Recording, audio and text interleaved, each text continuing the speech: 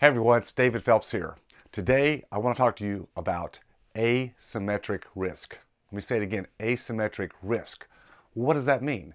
That means in a marketplace, any kind of marketplace, when the market cycle has gone up quite a bit. So where could that be? Well, we can look at the stock market, we can look at currency markets, we can look at the real estate market. Any of those markets where the market has gone up and been on a bull market or an upswing for some time, we have to get to a point where we know that particular market segment is hitting probably its peak. Now, we can never outguess where the top is nor where the bottom is. That's impossible. But we can get some idea as to where our risk tolerance is or where our risk factors may be by just assessing if the market's at a high point or reaching a high point, what's the chance that it will go higher still versus taking a nosedive or dropping. Well, when it's been going up for now, let's talk about the stock market, when it's been going up now for the last 8 years since the last financial crisis, what's the percentage chance that you think it's going to continue to go up? I mean, 50%, 60%? Well, I think maybe 20% or less. So if that's the case, that means there's an 80 or 90% chance it's going to go down.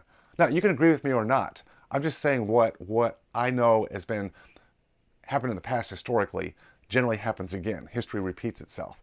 So if you believe that, then why would you still be investing in a market that's probably somewhere near its top or the top 20% of its market cycle? Wouldn't this be a good time to take some chips off the table? That is, sell, take your gain, take your profit, and move it into a safer sector in the market. Well, what's safe? Well, you can't go wrong with cash, except you can't stay in cash for a long time because you're not getting any return, and inflation will destroy your purchasing power of your investment. But moving to cash, at least for the short term, preserves your principal. And what happens to so many people is they ride the markets up, but they never know when to step aside, when to take those profits. And so they stay in the market, and in the stock market, typically when it drops 30, 40, 50% in one week. That's a terrible loss. And it takes sometimes 8, 10, 15 years or more for that market to rebound and recapture even that original principal, notwithstanding the losses in the return on investment, the lost opportunity.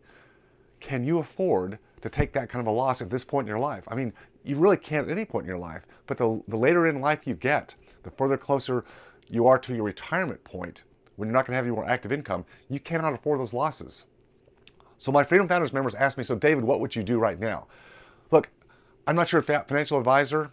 I don't pretend to be one, but I'm just saying, knowing what I know, being a prudent man, I take my money out of the stock market like yesterday and at least move it to cash and then start figuring out where you can start reallocating that investment into better assets that don't have the high volatility.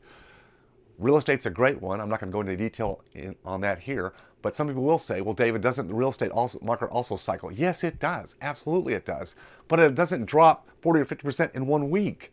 It tapers down over a period of time, and you can also be selective about the assets and the specific local markets in which you invest. You can invest in very low volatility markets so that when there are the peaks and the valleys, your investment in real estate can remain steady. And that's what I've done for over 36 years.